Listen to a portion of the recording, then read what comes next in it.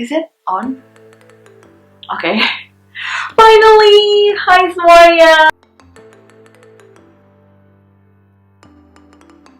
Akhirnya Posh Bits and Bobs memutuskan untuk membuat YouTube channel untuk membahas skincare dan beauty, tapi ya lebih banyak ke skincare lah ya nanti ke depannya. Dan setelah banyak pergumulan, pemikiran, dan segala macam, akhirnya memutuskan untuk membuat sebuah YouTube channel yang tujuannya untuk sharing, dan di sini kita juga bisa ngobrol banyak mengenai skincare dan beauty related.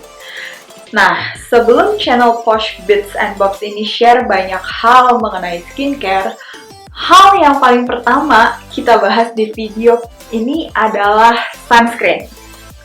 Kenapa harus sunscreen sih? Bukan facial wash, toner, essence, emulsion, serum, eye cream, atau bahkan face oil. Atau mungkin brand-brand terkenal yang sering di-review oleh kebanyakan teman-teman yang ada di YouTube community.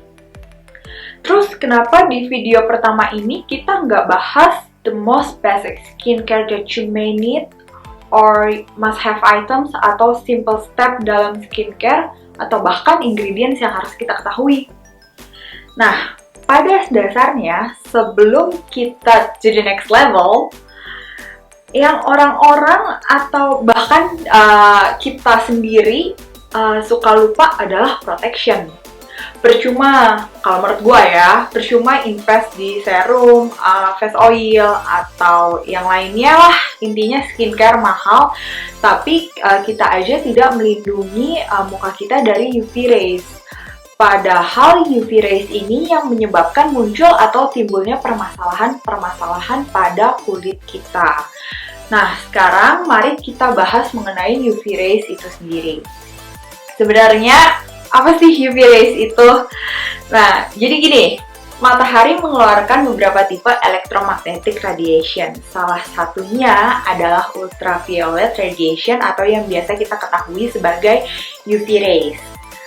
Di mana UV rays ini terbagi menjadi 3 tipe. Ingat ya, 3 tipe, yaitu UVA, UVB, dan UVC. Untuk UVA ini diabsorb oleh ozone layer.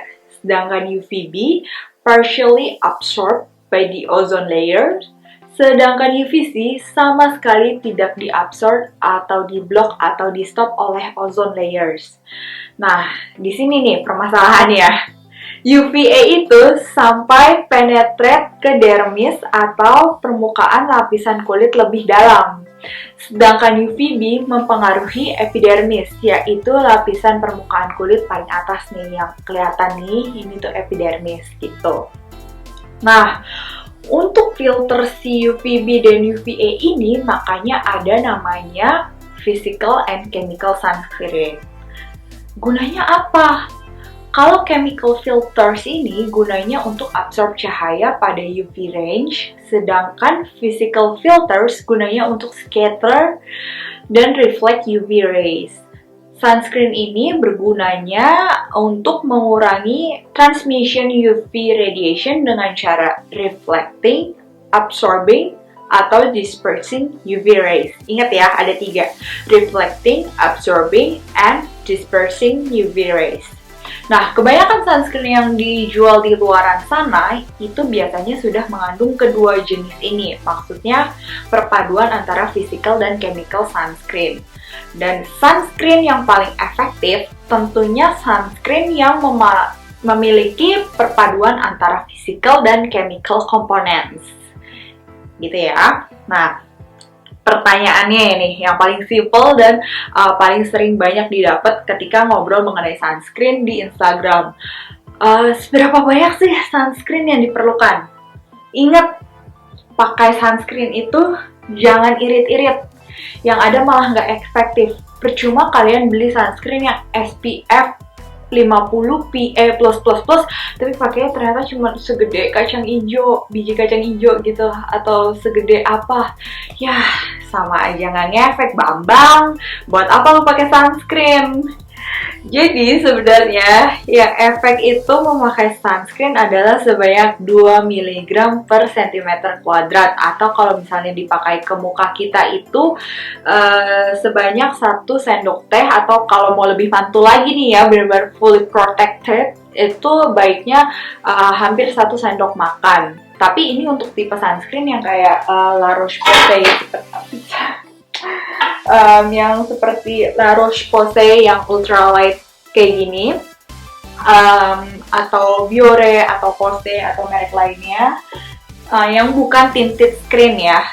Karena kalau misalnya kita pakai yang tinted dan pakainya sebanyak itu, bisa kebayang dong kayak ngelenong tapi tebel banget, kayak pakai bedak super tebal, terus jadinya kayak aneh lah. Nah, ini makanya better kalau misalnya mau pakai tinted sunscreen yang kayak gitu dicampur sama ini sih, sunscreen biasa kalau menurut gue ya. Karena kalau misalnya contoh nih, gue pakai kayak CC cream dari It Cosmetics, itu kan tinted banget kan ya. Nah, itu biasanya gue pakein La Roche-Posay dulu yang biasa, terus kemudian baru ditimpa itu kayak sebagai ya foundation lah ya, atau CC cream lah ya, daripada langsung full CC cream kayak gitu, karena nanti jadinya tebal banget, kayak ya ngelenong, kepenuhan bedak gitu satu muka. Oke, kemudian masalah kulit apa aja sih yang bisa ditimbulkan kalau misalnya kita tidak memakai sunscreen? Pertama, pastinya dan udah jelas banget, damage skin cells. Percuma tuh makan yang segala ada kolagen tapi nggak pakai sunscreen karena bisa damage skin cells. Kemudian mempengaruhi pertumbuhan normal yang harusnya terjadi pada kulit. Appearance of the skin, pastinya dong. Acute skin damage such as tanning and burning. Ini kalau misalnya kalian kelamaan di pantai atau anaknya gue anak pantai banget nih. Nah, itu wajib banget reapply sunscreen terus-terusan. No excuse at all. Kemudian inflammatory pigmentation udah pasti kayak melasma gitu ya. Terus photo aging, skin aging, kulitnya sagging, wrinkles. Nah, ini nggak usah nih kayak, aduh gue harus pakai retinol ya buat mencegah sagging, wrinkles, dan segala macam. Paling pertama dulu deh, harus kudu wajib pakai sunscreen dulu untuk mengurangi sagging dan wrinkles. Dan bahkan paling parahnya adalah skin cancer.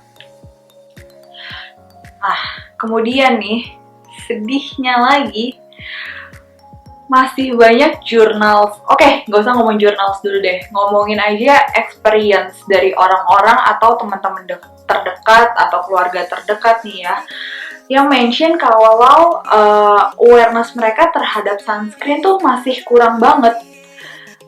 Dan bahkan kadang masih banyak yang suka nggak pakai sunscreen. Aduh, nggak pakai sunscreen tuh rasanya kayak nih ya, contohnya nih. Sebuah jurnal melakukan penelitian pada wanita-wanita di Saudi Arabia, di mana respondennya ada sekitar 2.600-an, dan hanya ada 608 wanita yang menggunakan sunscreen setiap harinya. Kebayangkan dari 2.600-an yang pakai cuma 608. Dan ini penyebabnya karena masih sangat kurangnya public awareness. Nah, bisa dibayangkan kan, di Indonesia dengan iklim tropis dan matahari yang cukup terik, yang mirip-mirip lah 11-12 sama Saudi Arabia. Penyebabnya sama juga nih, kurangnya awareness dan edukasi mengenai seluruh hal yang berkaitan dengan sunscreen. Berikutnya nih, ini juga pengen gue bahas banget karena waktu itu di post di Instastory mengenai pemakaian sunscreen di dalam ruangan. Ini masih banyak banget yang nanya dan bahkan kayak, emang gue harus pakai sunscreen ya di dalam rumah? Gak usah jauh-jauh, mama sendiri aja nih masih nggak pakai sunscreen di dalam rumah. Jadi gini nih, cerita dulu ya. Kebanyakan kaca, kayak contohnya kaca di gedung perkantoran, kaca di rumah, maksudnya kaca luar gitu ya, bukan kaca buat ngaca gitu. Terus kaca mobil, itu tuh bisa menahan UVB, atau UVB bisa difilter oleh si kaca tersebut. Sedangkan UVA bisa melewati kaca. Dan lebih pentingnya lagi yang tadi udah dibahas, UVA itu merusak bagian kulit dermis atau lapisan kulit paling dalam. Oleh karena itu, yang masih suka nanya, perlu nggak pakai sunscreen di dalam rumah atau indoors, atau bahkan cuma di kantor kan istilahnya kayak ya di dalam gedung ini buat apa pakai sunscreen. Jadi gimana? Perlu nggak pakai sunscreen? Jawabannya perlu banget, kudu, wajib. Karena masih ada sebagian UVA, UVB yang penetrate melalui kaca jendela. Bahkan sinar lampu aja nih, atau sinar laptop. Itu tuh juga sebagai salah satu faktor kenapa kita harus pakai sunscreen. Gitu. Nah, sekian pembahasan mengenai sunscreen. Di video kali ini kita hanya akan membahas basic knowledge mengenai sunscreen. Nextnya akan ada pembahasan mengenai tipe-tipe sunscreen, ingredients-nya, dan lebih banyak lagi lah. Lebih in-depth lagi pembahasan mengenai sunscreen-nya. Dan tentunya pembahasan lain-lainnya mengenai skincare. That's all for the first video. Thank you for watching and see you on next video. Cheers from Posh Bits and Bobs. Bye!